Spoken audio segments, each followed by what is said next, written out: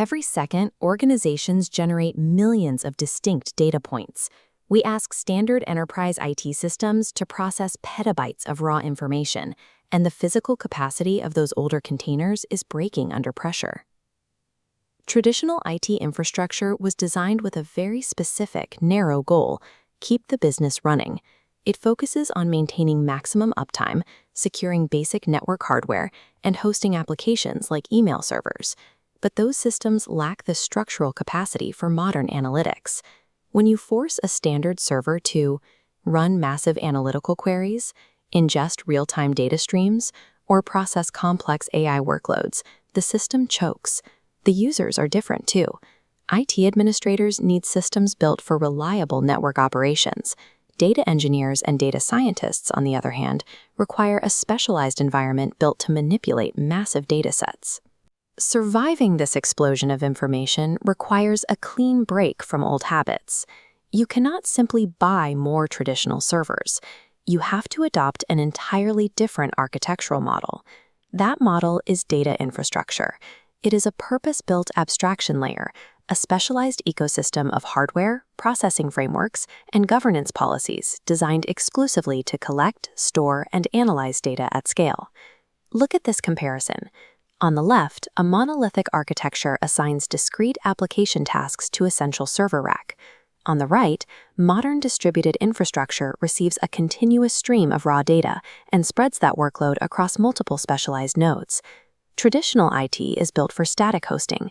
Data architecture is engineered for continuous flow and transformation. To understand how this works, we need to systematically break down the interlocking modules of a modern data stack. This architecture operates on a core principle. Data acts as the enterprise's primary strategic asset, requiring a dedicated environment independent of application software. We divide this infrastructure into 3 domains. The physical base houses hardware like data centers. The middle information layer contains databases and processing frameworks that move data. The top business layer contains the governance policies and lineage tracking required to manage the system. That top business layer dictates the operational limits of everything beneath it. It determines who can access the information layer and what security protocols the physical layer must enforce. Purchasing advanced processing software means nothing if you lack the physical hardware to run it or the business policies to secure it. The architecture only works when all 3 layers are aligned. Let's zoom in on that middle information layer, starting with the first step of any pipeline: the storage of raw incoming information. In a modern stack, you do not dump all your data into a single database. Storage is divided based on how the data is structured and how it will be used. Highly structured data, like financial transactions, uses relational databases and warehouses. These strict tabular formats allow precise, high-speed querying. But most modern data is unstructured, like video or text. We hold this in data lakes and object storage, which are flexible environments for raw, unprocessed data. Traditional backups store data simply to keep it safe. Modern data lakes and warehouses store data specifically so it can be rapidly queried and analyzed by the rest of the business. To handle this immense scale, modern architecture uses a technique called decoupled storage and compute.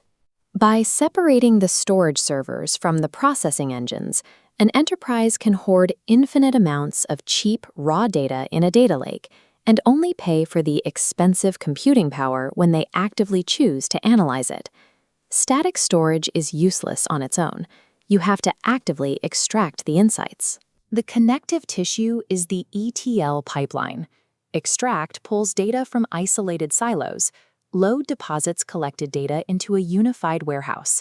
The crucial middle step is transform, where raw data is aggressively cleansed and standardized so analytical tools can read it. If you try to run these transformations on petabytes of data using standard software, the system will overload and crash. The scale requires specialized processing frameworks. For massive historical datasets, engineers use distributed batch processing, like Apache Hadoop. This breaks a massive job into smaller pieces and crunches the numbers across multiple servers overnight. When speed is critical, they use in-memory processing frameworks like Spark. This handles high-speed, iterative computations entirely within the system's RAM, bypassing slower disk drives. And for instantaneous data flow without any batch delays, architecture relies on real-time streaming frameworks like Kafka to process events the millisecond they occur. These processing pipelines are the literal engines of the infrastructure. They are the mechanisms that turn a stagnant lake of files into actionable business intelligence. All of this software has to live somewhere. Some organizations choose on-premises deployment, building their own physical server rooms to maximize control, which requires massive upfront capital.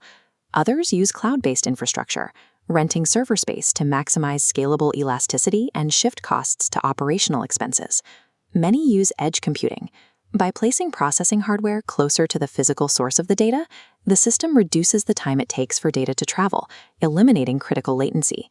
Because these deployment models are highly distributed, they are incredibly vulnerable. They require data governance, a mandatory perimeter shield. Governance defines exactly how the infrastructure operates. It maintains strict data quality standards, tracks the lineage of where a file came from, and enforces role-based access to ensure employees only see what they are cleared to see. External regulations like GDPR and CCPA leave no room for error. Enterprises are forced to bake these compliance and privacy rules directly into their architectural blueprints from day one. Without governance, you cannot trust the outputs of your processing engines. An unsecured pipeline is a legal and operational liability, turning an expensive data lake into an unusable, toxic data swamp. We combine the storage, processing, and governance layers into a single unified architectural view. A raw data point enters the system. It is extracted, cleansed by the ETL pipeline, stored in a lake, processed by Spark, and output as an analytical result. Because the storage is decoupled from the compute, the system can scale dynamically. As data volume increases exponentially, the infrastructure simply expands to absorb it. Failing to build this foundation has severe consequences. Without it, data becomes trapped in isolated silos across departments. Business insights are corrupted by poor data quality, and the organization rapidly falls behind competitors who can analyze the market faster. Organizations that stubbornly force big data tasks through legacy IT systems face massive cost overruns as they constantly replace crashed servers and manually clean corrupted databases. The most advanced capabilities today, artificial intelligence and large language models, require this exact plumbing. You cannot train AI on structurally flawed data. Even basic operational tasks, like real-time inventory tracking or live fraud detection, are mathematically impossible without reliable pipelines to move the information. Robust data infrastructure provides the foundation for an organization's survival, ensuring that every strategic decision is backed